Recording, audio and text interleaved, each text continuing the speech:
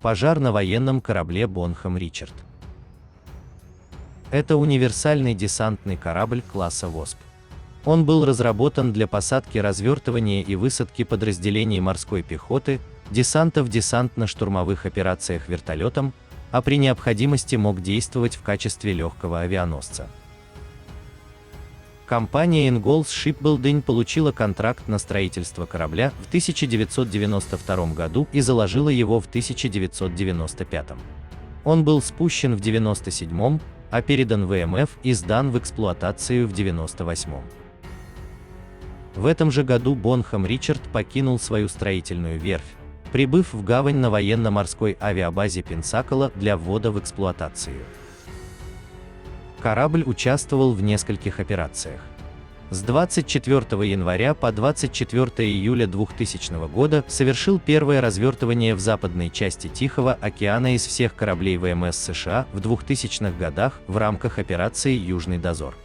Его следующее развертывание было в поддержку операции «Иракская свобода» с 17 января по 26 июля 2003 года.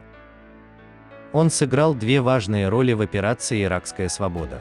Во-первых, он выгрузил более 1000 морских пехотинцев и снаряжение в Кувейт. Во-вторых, помог доставить ударные и транспортные вертолеты, войска и транспортные средства. В 2004 году, после землетрясения в Индийском океане и последовавшего за ним цунами, корабль отплыл на Шри-Ланку, чтобы оказать поддержку усилиям по оказанию помощи.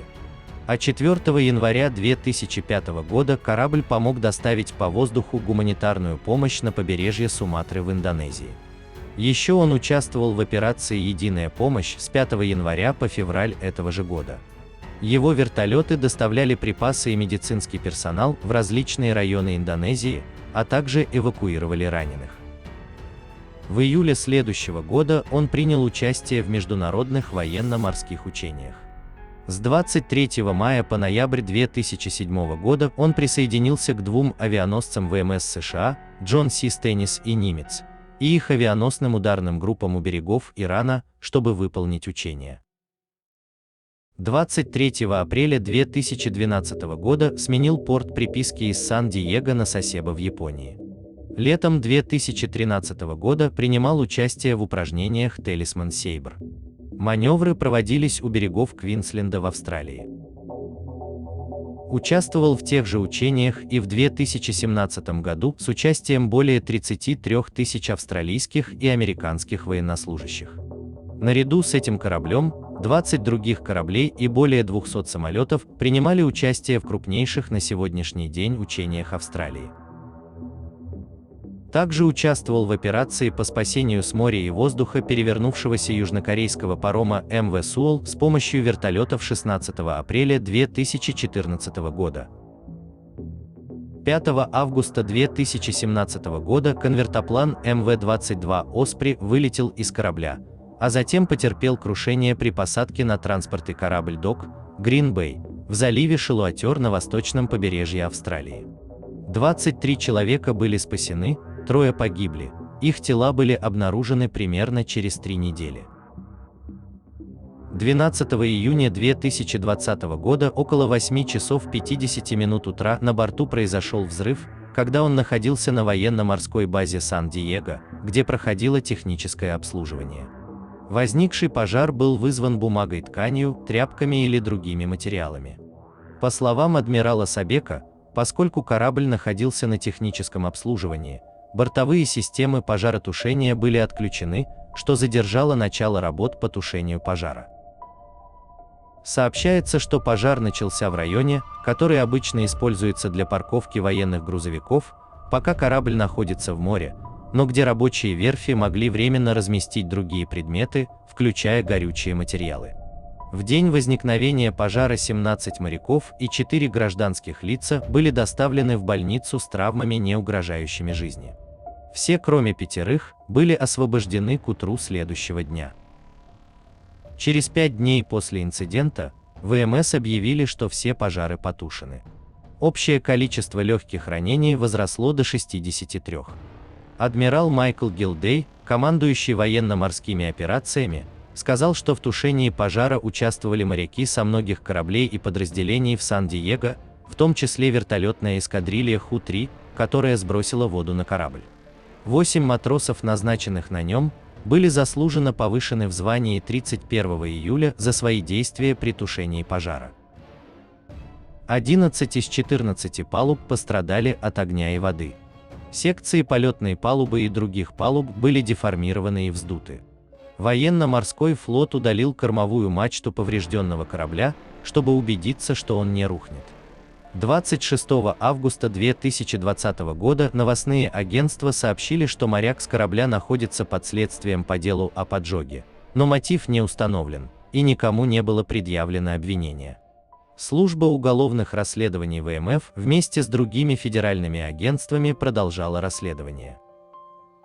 29 июля 2021 года военно-морская служба уголовных расследований предъявила неназванному моряку обвинение в поджоге при отягчающих обстоятельствах в соответствии со статьей 126 Единого кодекса военной юстиции и в угрозе судну в соответствии со статьей 110.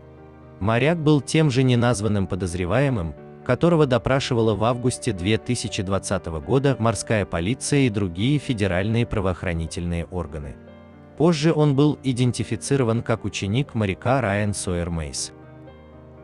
В отчете ВМС, опубликованном в 2021 году, перечислены многочисленные недостатки в руководстве, противопожарной подготовке и оборудовании, которые привели к гибели корабля. В своем одобрении отчета 3 августа командующий Тихоокеанским флотом США адмирал Сэмюэл Папара охарактеризовал экипаж как неподготовленный, а их подготовку и готовность как недостаточные, отметив при этом незнание требований и процедурное несоблюдение на всех уровнях командования. В отчете подчеркивалась плохая связь и координация между матросами и офицерами на корабле, пожарными командами на военно-морской базе, группами, собравшимися на близлежащих эсминцах, и гражданскими пожарными. Когда дым был впервые замечен, моряки на борту не смогли быстро и точно определить его источник и сообщить о нем отчасти потому, что некоторые не надели пожарную одежду и респираторы из-за неправильного представления о том, что его нельзя носить с их рабочей униформой. Пожарные шланги и фитинги на корабле были сломаны или отсутствовали, а многочисленные люки нельзя было закрыть, чтобы сдержать пламя. Потому что временные инженерные коммуникации, проложенные через них для ремонтных работ, нельзя было легко отсоединить. После слушания по статье 32 для младшего матроса Райана Сойера Мейса была назначена дата судебного разбирательства с 19 по 30 сентября 2022 года. Мейс, по словам его гражданского поверенного Гэри Бартелла, продолжает настаивать на своей невиновности по обвинениям в поджоге при отягчающих обстоятельствах и умышленном нападении на корабль. Бартель утверждает, что офицер по правовым вопросам, наблюдавший за слушанием по статье 32, рекомендовал главе базирующегося в Сан-Диего командования вице-адмиралу Стиву Келлеру, чтобы дело не передавалось в военный трибунал, и что военно-морской флот считает Мейса козлом отпущения из-за громкого характера катастрофы. Перед слушанием адвокат обвиняемого моряка заявил, что изображение его клиента было несправедливым и что он надеется доказать невиновность своего клиента.